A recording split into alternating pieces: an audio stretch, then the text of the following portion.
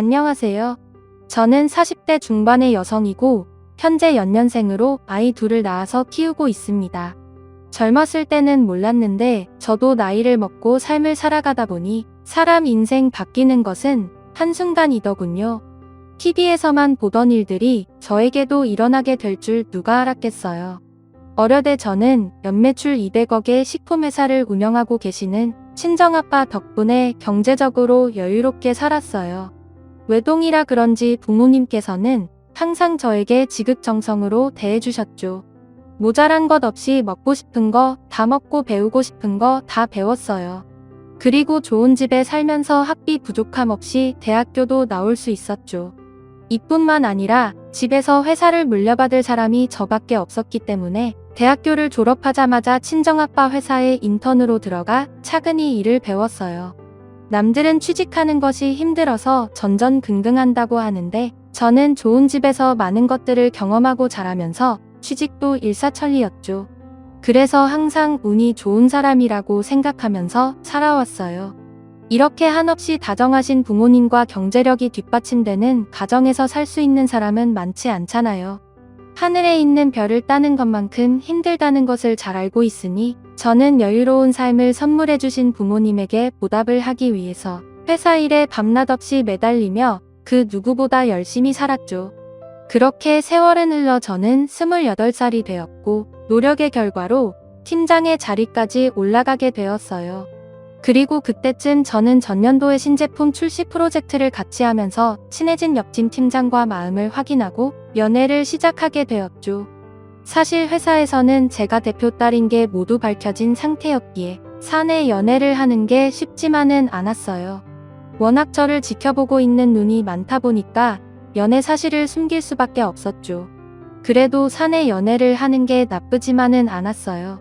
훨씬 재미있었고 오히려 더 가까워질 수 있는 계기가 되었죠. 그렇게 저희들은 2년간의 연애 끝에 결혼을 하게 되었어요. 사실 남편이나 저나 친정부모님이 반대를 하실까봐 조마조마한 마음을 가지고 있었죠. 왜냐하면 남편과 저희 집안의 수준 차이가 너무 심했거든요. 그래서 친정부모님께 인사를 가기 전날부터 남편은 엄청 긴장을 했었어요. 지희야, 내일 인사 갔는데 부모님께서 나를 싫어하시면 어쩌지? 우리 아빠가 오빠 예뻐하시니까 너무 걱정 안 해도 될 것 같은데? 아직 일어나지도 않은 일인데 걱정부터 하지 마. 어떻게 걱정을 안 해? 우리 어머니는 편찮으셔서 집에만 계시고 나는 생활비를 매달 보내줘야 하는 입장인데 이런 내 사정을 누가 이해하겠어? 우리 부모님 사람 쉽게 내치실 분들 아니야. 집안 형편이 좋지는 않지만 오빠도 나랑 똑같은 팀장직함 달고 있고 회사에서 능력 인정받고 있잖아. 그래도 능력과 집안 수준은 다른 거니까 나는 걱정이 될 수밖에 없지. 우리 아빠 집안 형편 가지고 사람 내칠 만큼 나쁜 사람 아니야. 항상 나한테도 사람 됨됨이가 중요하다고 강조하셨어. 오빠 좋은 사람이잖아. 그러니까 너무 걱정하지 말고 내일 조심해서 와. 알았지? 사실 저도 말은 이렇게 했지만 부모님께서 남편의 집안 형편을 알고 반대를 하실까봐 걱정이 이만저만이 아니었죠. 친정아빠께 미리 언지를 드릴 수는 있었지만 혹시나 싫다고 하실까봐 미리 말씀을 안 드렸어요. 그렇게 다음날이 되고 저는 떨리는 마음으로 부모님께 남편을 소개했죠. 당연히 친정아빠는 남편의 얼굴을 알고 계셨기에 많이 놀라신 듯 보였어요. 다행히 내치거나 하지는 않으셨고 다 같이 모여 식사를 하면서 이런저런 이야기를 나누게 되었죠. 제가 따로 얘기를 해주지 않아서 결혼하고 싶다는 사람이 누군지 굉장히 궁금했는데 이 팀장 자네였다니 처음에는 많이 놀랐네. 사귈 때부터 말씀을 드렸어야 했는데 미리 말씀드리지 못해 죄송합니다. 사과할 것까지는 없고 이 팀장 능력이 좋아서 내가 관심있게 지켜보고 있었는데 이렇게 우리 식구가 되겠다고 찾아올 줄이야. 세상 참 좋네. 관심있게 봐주셨다니 정말 감사합니다. 그래 자네 부모님은 지금 뭐하고 계신가? 두 분 다 건강하시지? 그게 아버지는 일찍 돌아가셨고 어머니는 지금 편찮으셔서 매달 생활비 드리면서 도와드리고 있습니다. 그렇구만. 자네 혼자 가정을 책임지느라 참 힘들었겠네. 친정부모님은 남편의 형편을 듣고 나서 조금은 당황하신 듯 보였어요. 생각이 많아 보이는 부모님의 모습에 혹시나 반대를 하시려나 싶어 불안했죠. 그러나 제가 걱정했던 것과는 달리 부모님은 결혼 반대를 하지 않으셨어요. 오히려 긴장을 많이 하고 있는 남편을 위로해 주셨죠. 형편이 너무 차이 나서 많이 당황하실 거라는 건 예상하고 왔습니다. 그리고 제가 감히 넘볼 수 없는 사람을 넘봤다는 것도 잘 알고 있어요. 하지만 지희를 많이 사랑하고 있습니다. 허락해 주시면 제가 100배, 1000배 잘하겠습니다. 가정 형편이 우리랑 차이가 많이 나는 것은 아쉽지. 하지만 그렇다고 해서 자네를 반대할 생각은 없네. 가정 형편이 뭐 본인 마음대로 할 수 있는 것도 아니고 나는 집안 형편이나 경제력보다 사람 됨됨이를 우선으로 생각해. 그러니까 너무 걱정하지 말게. 그렇게 친정아빠는 평소 남편이 성실하고 착실해 좋게 보고 있었다면서 결혼을 흔쾌히 허락해 주셨어요. 남편이 집으로 돌아가고 난 후에 친정부모님은 예상치 못한 사람이 집에 들어오고 평소 이미지와는 달리 집안 형편이 안 좋다는 것을 알게 되어 조금 놀랐다고 하셨죠. 그러나 제가 좋아하는 사람이라면 무조건 가족으로 맞아주시겠다고 약속한 것도 있었고 회사에서 남편을 주옥해 보고 있었기 때문에 허락을 하셨다고 하셨어요. 그러면서 집안 사정과는 관계없이 저희 둘이 앞으로 행복하게 잘 살면 되는 거라고 하셨죠. 그렇게 저희 부부는 흔쾌히 허락해 주신 친정부모님 덕분에 무사히 결혼을 할 수 있었어요. 친정부모님께서는 철부지 외동딸을 시집 보내면서 이런저런 걱정을 하셨어요. 그러나 저는 정말 행복한 결혼 생활을 할 수 있었어요. 시어머니께서는 저를 너무 예뻐하셨고 남편도 주변 사람들이 인꼬부부라고 할 정도로 저에게 잘했죠. 무엇보다 평소 세심한 성격 덕분인지 시어머니를 챙기는 것만큼 저희 친정 부모님에게도 잘했어요. 그래서 싸우거나 말다툼할 일은 거의 없었죠. 다만 어느 집에나 문제는 있기 마련이잖아요. 사실 저희 부부는 결혼 전부터 아이는 되도록이면 빨리 낳았으면 했어요. 저도 외동으로 외롭게 자란 상태였고 남편도 외동이었기에 양가 부모님께서는 최대한 빨리 아이를 가졌으면 하는 눈치였죠. 그러나 인생은 계획대로 되지는 않더라고요. 양가 부모님은 결혼 1년차가 넘어갈 때부터 빨리 아이를 낳으라고 재촉을 하셨는데 저희 부부는 아무리 노력해도 임신이 되지 않았어요. 2년차가 넘어갔는데도 아이가 생기지 않았으니 저는 나이가 있어 그런가 싶어 불안한 마음이 있었죠. 그래서 걱정되는 마음에 병원 진료를 받아봐야 하나 싶어서 남편과 상의를 했던 적도 있었어요. 여보, 우리 아이 가지려고 노력한 지 2년이 넘어가는데 아직까지 아무 소식이 없잖아. 그래서 말인데 병원 진료를 한번 받아볼까? 에이, 우리 이제 결혼 2년 차야 뭐가 그렇게 급하다고? 병원 진료까지 받아 우리 나이도 있고 불안하니까 그렇지. 원래 30대가 넘어가면 임신 확률 확 줄어든다고 하잖아. 그거 근거 없는 헛소리일 뿐이야. 어떤 사람들은 나이 50 넘어가도 아이 잘만 가지더라. 그러니까 너무 부담 가지지 마. 우리 아이도 엄마 아빠 신혼생활 조금 더 즐기라고 눈치껏 늦게 오려나 본데 마음 편하게 먹자.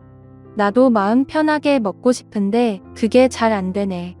내가 어디서 봤는데 결혼한 지 10년이 넘었는데도 애가 안 생겨서 병원 다니던 사람들이 결국 임신 포기하고 병원 진료를 그만두니까 그때 아이가 찾아왔다고 하더라.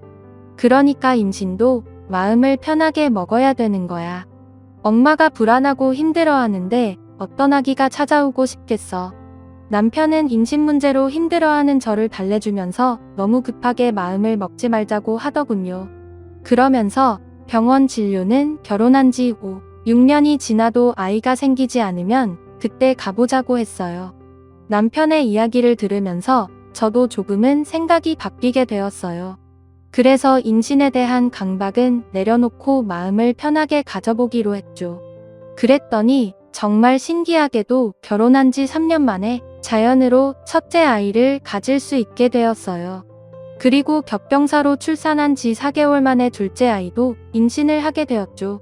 임신이 안 되어서 그렇게 애를 태우더니 연년생으로 두 아이가 태어나게 되니까 뛸 듯이 기쁘더라고요. 당연히 양가 부모님께서도 세상에 손주가 둘이나 낳으니 너무 좋아하셨죠.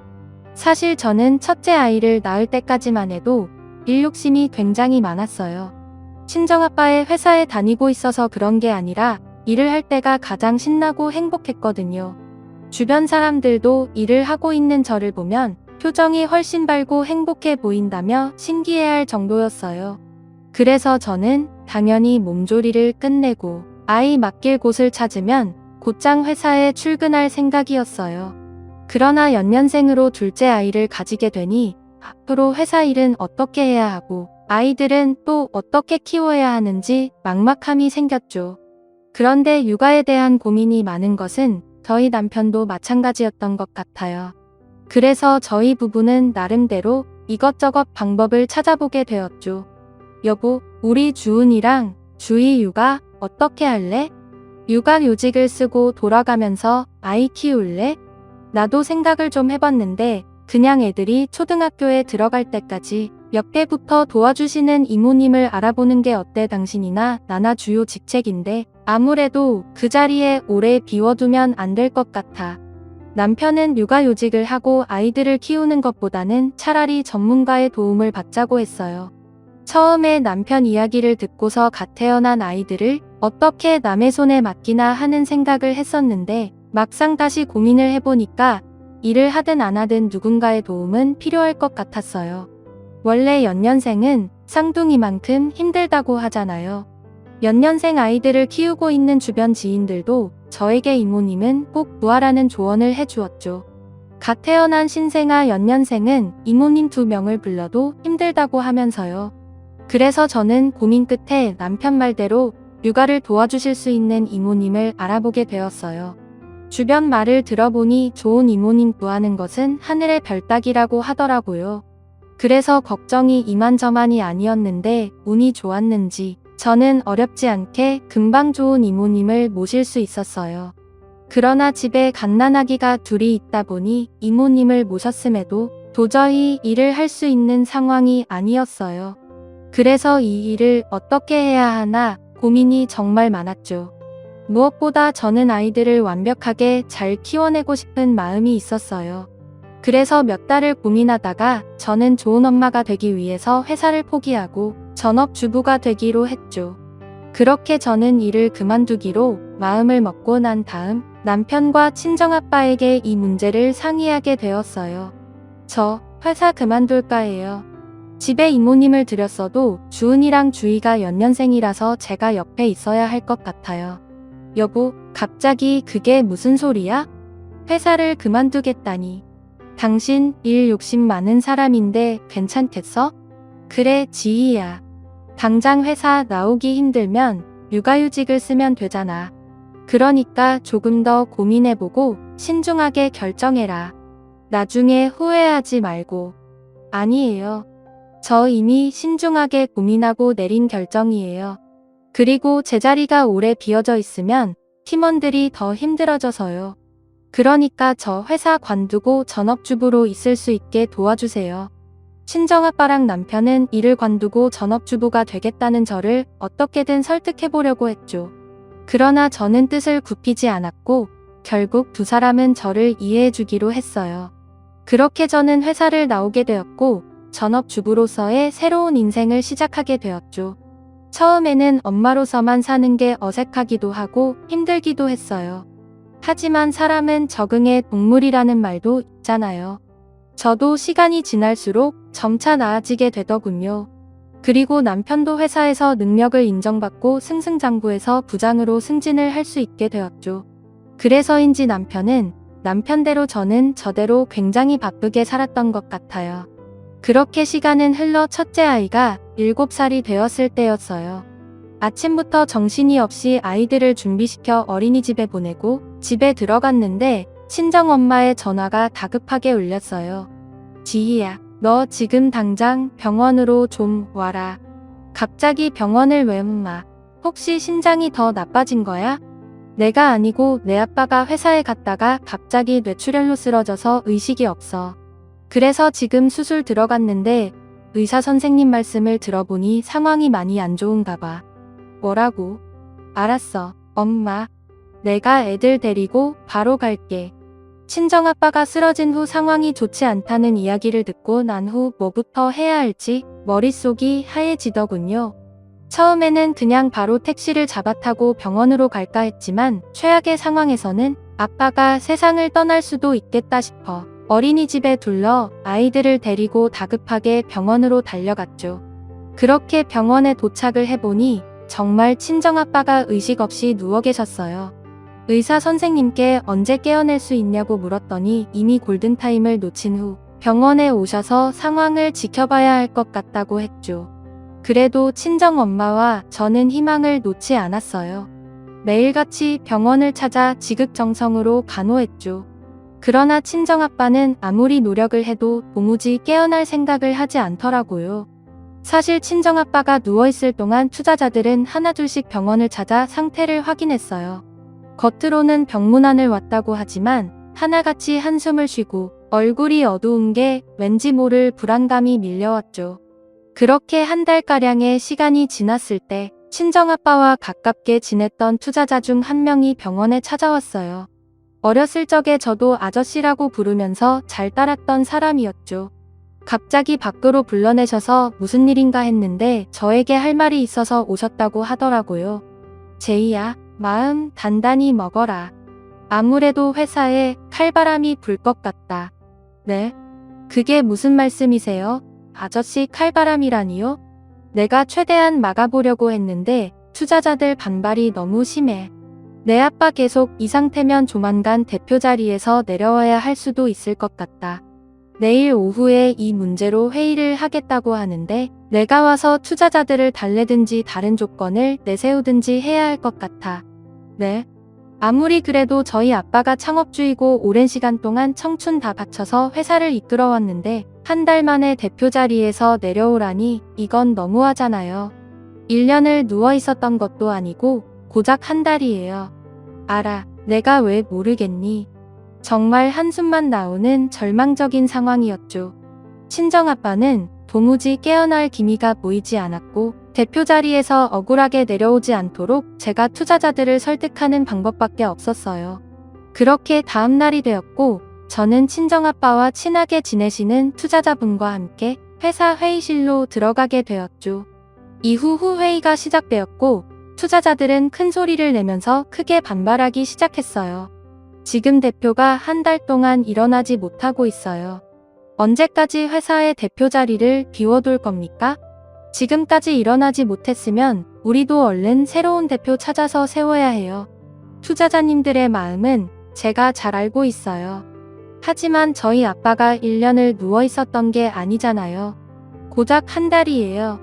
분명히 일어나실 테니까 조금만 양해해 주시고 기다려 주시면 안 될까요? 뭘 양해하고 기다려요. 대표가 내 치료로 쓰러져서 일어나지를 못하고 있는데 회사를 새로 이끌어갈 사람을 찾는 게 당연한 순리고 철저인 거죠. 투자자님들의 뜻은 알겠습니다. 하지만 이 회사 저희 아빠가 창업주이고 청춘 다 바쳐서 이끌어온 곳이에요. 그래서 모르는 사람한테 대표 자리 넘겨줄 수는 없어요. 그러니까 조금만 양해해서 대표 교체 대신 대표 대리 체제로 해주시면 안 될까요? 제가 회사 경험도 있고 하니까 아빠 대신 대표 대리로 업무를 보겠습니다. 그건 더 안 될 말이죠. 따님분은 7년 전에 회사 그만두지 않았습니까? 7년 넘게만 보던 사람이 어떻게 회사를 운영하겠어요? 아시겠지만 저 회사 다닐 때 능력 좋다는 소리 많이 들었어요. 대표 자리만 지켜주시면 제가 죽을 만큼 노력해서 대표 대리 수행하겠습니다. 아무리 회사 다닐 때 능력이 좋다고 했어도 이건 아니죠. 저희 투자금이 걸린 문제인데 7년 전에 회사 그만둔 사람을 뭘 믿고 쉽게 대표 자리를 내주겠습니까? 남한테 회사 빼앗기는 게 싫은 거라면 차라리 이 부장이 대표 자리 맡게 하는 건 어떻습니까? 저희 아빠가 돌아가신 것도 아닌데 대리로 업무 수행하는 것도 아니고 대표로 승진을 시키자는 건가요? 아무리 제 남편이지만 그건 아닌 것 같습니다. 투자자들의 성화에 저는 대표 대리를 보겠다는 제안을 했었죠. 그러나 투자자들은 제 말을 귓등으로도 듣지 않았고 7년 동안 집에서 애나 보던 사람이 대표 대리를 맡는 것은 안 될 일이라면서 난리를 쳤어요. 사실 저는 살면서 육아를 위해 회사를 나온 것을 단 한 번도 후회한 적은 없었어요. 그러나 친정아빠 일을 겪으면서 처음으로 회사를 그만둔 것에 대한 후회가 생기더군요. 만약 제가 회사를 꾸준히 나가서 능력을 키우고 승진을 했다면 애초에 이런 일도 일어나지 않았을 테고 대표 대리 수행도 제가 맡도록 조치를 해줬을 테니까요. 그러나 이미 저는 회사를 관둔 상황이었으니 투자자들의 말을 따를 수밖에 없는 입장이었죠. 그렇게 한참을 투자자들 사이에서 이런저런 이야기가 오고 갔어요. 그런데 몇 명의 투자자들이 계속해서 남편이 대표가 되어야 한다며 우기더군요. 저는 그건 안 된다면서 반대를 했지만 애초에 법인 회사였기 때문에 지분이 없는 제 의견은 묵살이 될 수밖에 없었죠. 결국 투자자들 말대로 남편은 대표로 승진을 하게 되었어요. 정말 당황스러운 일이었지만 그래도 생판 모르는 남에게 넘기는 것보다는 남편이 대표가 된 게 오히려 다행이라는 생각이 들었어요. 그런데 정말 황당하게도 남편은 대표가 되고 나서 완전히 태도가 바뀌었어요. 시어머니도 예전과는 다르게 저를 대하기 시작하셨죠. 예전에는 손에 물 한 방울 묻지 않도록 하고 부엌에는 발도 붙이지 못하게 하셨어요. 그런데 남편이 대표로 승진을 하자 순식간에 저를 거지 취급하는 것은 물론이고 남편 돈 빼먹는 거머리라는 막말을 하시더군요. 게다가 시집살이를 정말 심하게 시키셨어요. 예를 들면 뜬금없이 불러 집안 대청소를 하라고 하던가 시아버지 제사 음식을 혼자 다 하라고 하신 적도 있었죠. 저는 너무 억울하고 힘들었지만 친정아빠만 깨어나시면 모든 게 다 해결될 수 있다고 생각하면서 최대한 버텨보려고 했어요. 그러나 하늘이 무심하게도 친정아빠는 3달 뒤 목숨이 위태해졌죠. 사실 돌아가시기 직전에 기적적으로 잠시 눈을 뜨고 깨어나셔서 저와 엄마는 이제 회복할 일만 남았겠구나 생각했어요. 그러나 친정아빠는 그날 저녁에 회사를 꼭 살리라는 한마디만 남기고 돌아가시게 되었어요. 그때 당시에는 돌아가신 친정아빠를 붙잡고 울고불고 난리를 치느라 무슨 소리를 하신 건지 전혀 이해를 하지 못했어요. 친정아빠가 사망을 한 후 저는 장례식을 준비하게 되었고 가족과 지인들에게 연락을 하게 되었죠. 그런데 부고 소식에 친정아빠와 사이가 두터운 투자자님이 눈물을 잔뜩 흘리면서 장례식장에 찾아왔어요. 그분은 친정아빠의 영정사진을 보면서 회사를 지키지 못해 너무 죄송하다며 오열을 하셨죠. 그 모습을 보면서 이게 대체 무슨 소린가 했어요. 그런데 조문을 마친 투자자님이 저에게 얘기 좀 하자면서 밖으로 불러내시더군요. 아저씨 회사에 무슨 일 있는 거예요? 아까 조문하실 때 회사를 지키지 못해서 죄송하다는 말씀을 하시던데 지희야 대표님도 돌아가신 마당에 이제 와서 이런 말을 하는 게 너한테 무슨 도움이 될지는 모르겠다. 하지만 너도 진실은 알고 있어야 할 것 같아 이 이야기를 해주는 거니까 잘 들어라. 대체 무슨 일인데 그래요? 지난번에 투자자들이 이 부장을 지정해서 대표로 세우자고 우겼던 게 이상하다 싶어서 내가 따로 알아봤는데 아무래도 대표님이 쓰러지기 전부터 회사가 이미 내 남편한테 넘어갈 위기였던 것 같다. 아저씨 그게 무슨 소리예요? 내 남편이 욕심이 났던 것인지 투자자들 몇 명을 꼬들겨서 대표 자리를 꿰찰 생각을 했던 것 같아.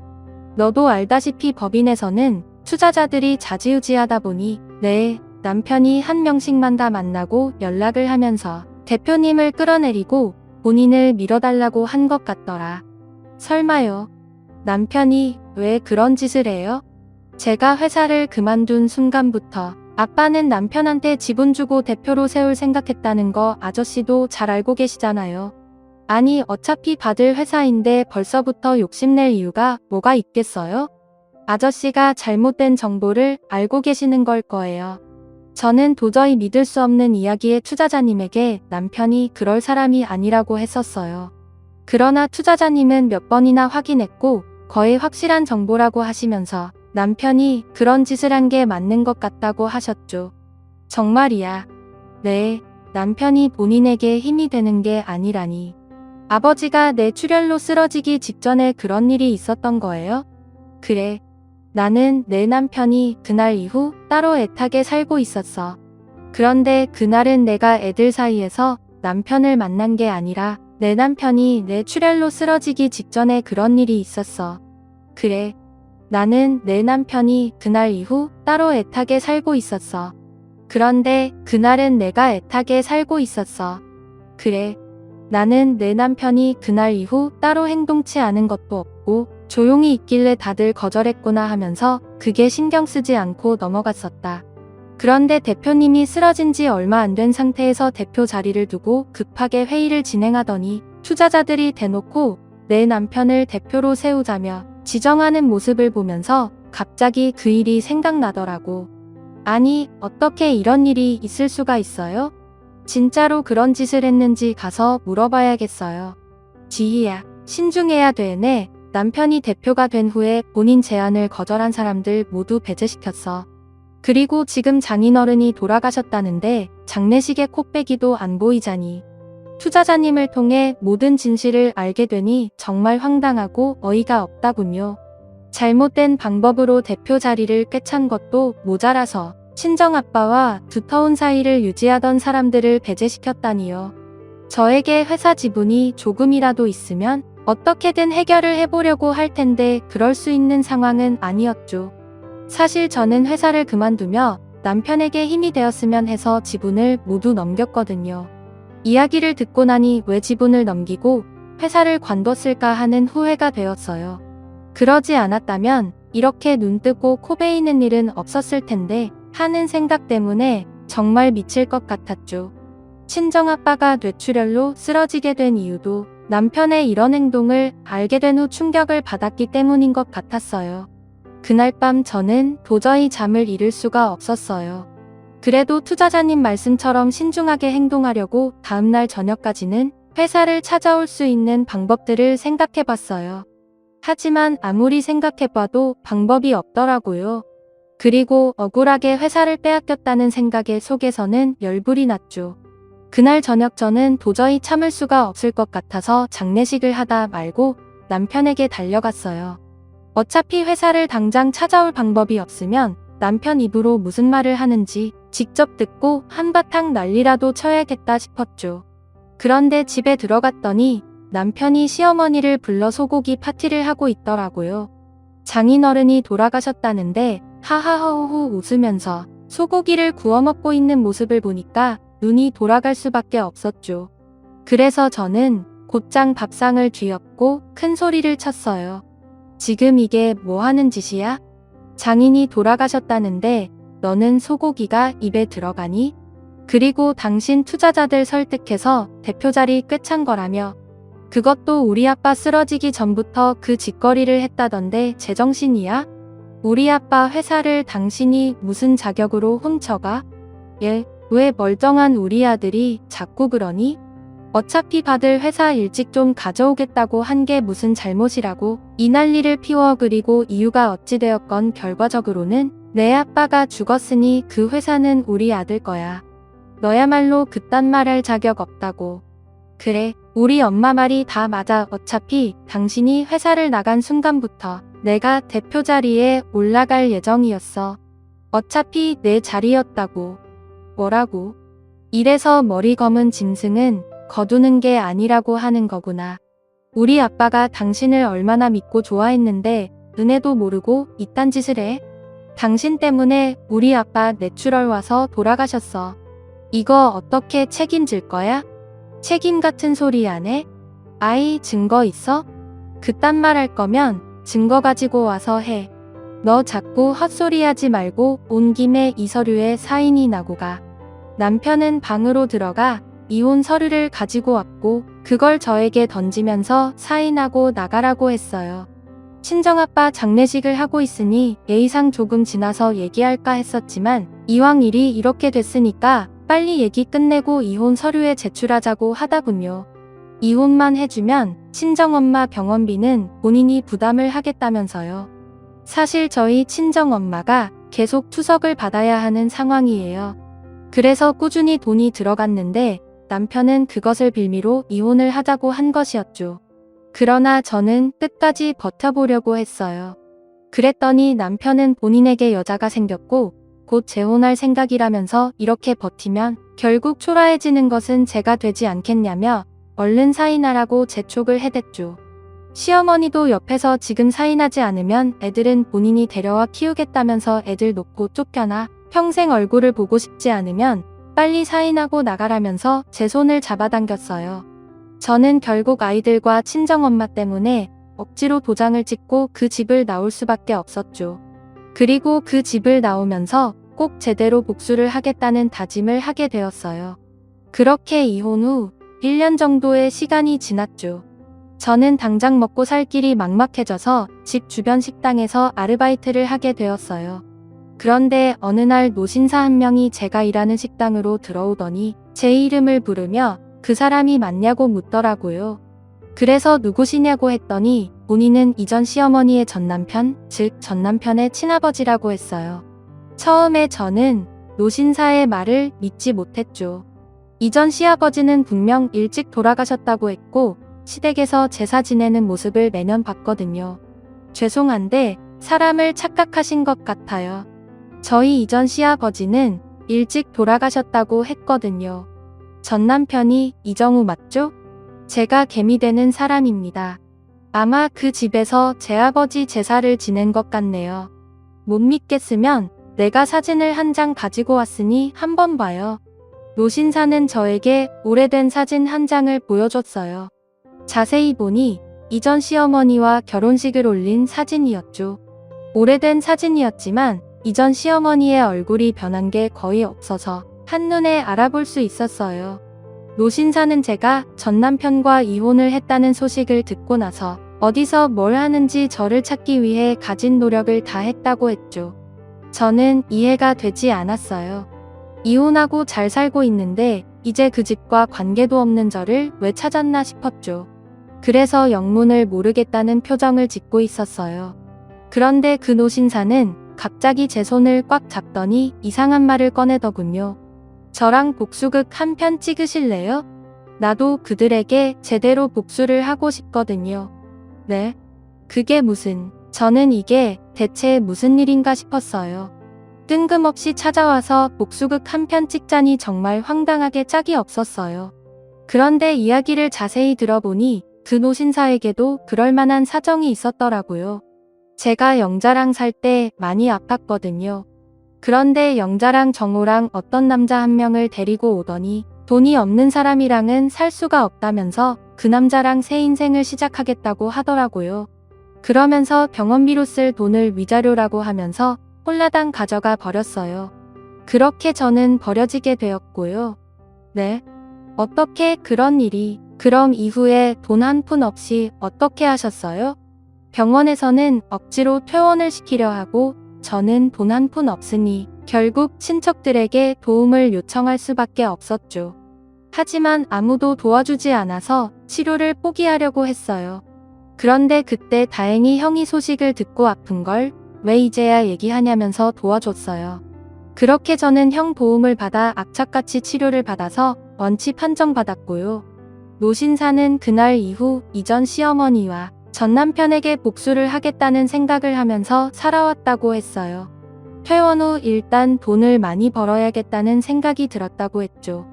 왜냐하면 그 두 사람은 돈에 눈이 먼 자들이니 복수 방법도 돈밖에 없다 판단했기 때문이라고 했어요. 그래서 노신사는 원양어선도 타고 일용직 일도 하면서 되는 대로 한 푼 두 푼 모았다고 했어요. 그런데 악착같이 돈을 벌고 있던 와중에 딸을 홀로 키우던 형이 사고로 돌아가셨다는 연락을 받게 되었다고 했어요. 그래서 노신사는 형 딸, 즉 고등학생이던 조카를 걷어 본인 딸처럼 데리고 있게 되었다고 했죠. 그리고 형의 재산 일부를 정리해 본인 돈을 보태 투자를 하면서 조금씩 돈을 불리기 시작했다 했어요. 처음에는 소액 투자로 시작했는데 다행히 본인이 보는 눈이 있는 것인지 지금은 큰 돈을 가지고 놀게 되었다고 했죠. 그렇게 몇 년이 지나고 노신사의 상황을 모두 알고 있는 조카는 복수를 도와주겠다며 저희 친정아빠 회사의 회계팀에 들어가 일을 하게 되었다고 했어요. 그리고 얼마 전에 조카를 통해서 듣게 된 소식이 하나 있다고 했죠. 자꾸 이름 모를 유령 회사라 돈이 흘러나가는 것을 봐서는 대표가 회사 돈을 횡령하는 듯 보인다고 했다더군요. 그러면서 얼마 전에 그 내역을 노신사에게 보내줬다고 해요. 정말 황당하더라고요. 횡령까지 할 줄은 생각도 못했는데 진짜 간도 크다는 생각이 들었어요. 노신사는 본인의 사정을 설명한 후 앞으로의 계획을 이야기하기 시작했어요. 저는 투자할 돈을 대줄 테니까 제이씨가 저 대신 투자자로 나서주세요. 네? 제가 투자자를? 아, 네. 그 회사 하하하하라고 하지 않았나요? 나중에 되찾으면 제이씨가 투자자로 나서야지요. 투자자들이 대표 딸이라는 것을 알게 되어야 회사 찾는데 유리하지 않겠어요? 그렇긴 하지만 저는 투자를 해본 적도 없고 어떻게 해야 할지도 모르는데요. 그게 어렵지 않을 테니 걱정 마세요. 분명 제이씨가 큰 돈을 투자하게 되면 다른 투자자들도 그 사람이 누군지 관심을 가질 거예요. 그렇게 해서 투자자들이랑 연결이 되면 제이씨는 비자금 내역을 보여주면서 대표가 횡령을 했다고 고소를 하자 해요. 제가 듣기로는 아빠 쪽 투자자들은 다 내쳤다고 하더라고요. 그럼 모두들 전 남편 편일 텐데 고소를 하겠다고 할까요? 아무리 정론 편이라고 해도 투자자들 입장에서는 증거물도 있는 데다가 본인 돈이 걸려 있으니 고소 안 하겠다 나올 수는 없죠. 정말 그럴까요? 예, 분명히 횡령 사실을 알게 되면 투자자들은 난리가 날 테고 저 우놈은 대표직을 내려놓아야 하겠죠. 당연히 처벌도 받을 테고요. 그리고 투자자들 중 몇 명은 제이씨가 회사 창업주 딸이라는 것을 알 테니 어쩌면 회사도 되찾을 수 있을 거예요. 저는 노신사의 말대로 복수를 한번 해보기로 했죠. 시간이 많이 지나도 어떻게든 회사를 되찾아오려고 했었기에 이게 기회다 싶었거든요. 그렇게 저는 노신사에게 돈을 받아 그 돈을 친정아빠 회사에 투자를 하게 되었어요. 그리고 얼마 지나지 않아 소문을 듣고 투자자들이 연락을 해왔죠. 보통 투자를 하는 사람들은 한 곳에만 진행하는 경우가 드물다 보니 서로 좋은 투자처가 있다면 공유를 하는 듯 보였어요. 투자자들이 하나둘 연락을 해오자 저는 좋은 투자처를 알고 있다면서 다 같이 모여 얘기 좀 하자고 했죠. 그렇게 저는 투자자들을 한 곳에 모여놓고 그 자리에 나가게 되었어요. 당연히 저를 알고 있는 몇몇의 오랜 투자자들은 제가 나타나자 놀란들 토끼 눈이 되었죠. 저는 지체할 것 없이 투자자들 앞에서 노신사에게 받은 서류를 꺼내들었어요. 그리고 전 남편이 유령 회사를 세워 횡령하고 있다는 사실을 모두 까발렸죠. 그러자 노신사의 말대로 투자자들은 서류를 확인한 후 난리가 났고 다 같이 대표인 전 남편을 고소하게 되었어요. 그로 인해 전 남편은 당연히 대표 자리에서 내려와야 했고 조사를 받은 후 옥에 갇히게 되었죠. 그리고 오래된 아빠를 존경했던 투자자들은 제가 회사 창업주의 딸이라는 것을 모든 투자자들에게 알렸어요. 그러면서 저를 대표로 내세우자며 다른 투자자들을 설득하기 시작했죠. 덕분에 저는 친정아빠의 회사를 되찾을 수 있었어요. 그리고 노신사는 본인이 가지고 있는 모든 돈을 저희 회사에 투자를 하게 되었죠. 그리고 오랜 시간 끝에 제가 회사를 다시 되찾게 되었다는 것을 알게 된 이전 시어머니가 찾아왔어요. 본인 아들은 돈 한 푼 가지고 있지 않아서 변호사도 없이 재판을 받아야 한다고 도와달라고 했어요. 저는 이전 시어머니의 부탁을 완곡하게 거절했죠. 그랬더니 이전 시어머니는 표정이 싹 바뀌어서는 손가락질까지 하며 난리를 치는 거예요. 내가 투자자 한 명에게 도와달라고 찾아갔더니 내가 회사에 투자한 돈이 내 전남편 돈이라더라? 너 내 전남편 돈으로 대표에 취임까지 했는데 내가 양심이 있으면 우리 도와줘야 하는 거 아니야? 제가 왜요? 저는 정당하게 아빠 회사 되찾는 건데 여기에서 무슨 양심을 찾아요? 아프다는 사람 돈까지 빼앗아 버려놓고 전남편 돈이 본인 돈인 것 마냥 이야기하지 마세요. 더 이상 말 섞고 싶지 않으니 사람 부르기 전에 조용히 내 회사에서 나가요. 제가 회사에서 당장 나가라고 소리를 치자 이전 시어머니는 그 자리에서 사설 변호사를 붙여달라며 아주 난리를 치더군요. 그런데 그때 저와 식사를 하기 위해 찾아온 노신사가 그 모습을 목격하고는 앞으로 다가왔어요. 아, 지금 뭐 하는 거야? 여기가 어디라고 찾아와서 이 난리를 피워. 양심이 있으면 이 회사에 발을 붙이면 안 되는 거 아닌가? 정우 아빠, 이 회사에 투자를 할 정도로 돈이 많았다면서? 소식 들었는지 모르겠지만 지금 우리 아들이 옥에 갇혀 있어. 그러니까 당신 아들 좀 거기에서 꺼내주라. 도와줘. 내가 왜? 그리고 걔가 언제부터 내 아들이었냐? 오늘 내일 하고 있는 나한테서 돈 빼앗고 무참히 버렸던 거 기억 안 나? 내가 너랑 내 아들한테 복수하려고 그날부터 악착같이 버텼어. 그래, 내가 그때는 미쳤었나 봐. 당신이 이렇게 살아있을 줄도 몰랐고. 그리고 크게 성공할 줄 몰랐어. 그런데 정우, 당신 아들이잖아. 한 번만 도와주라.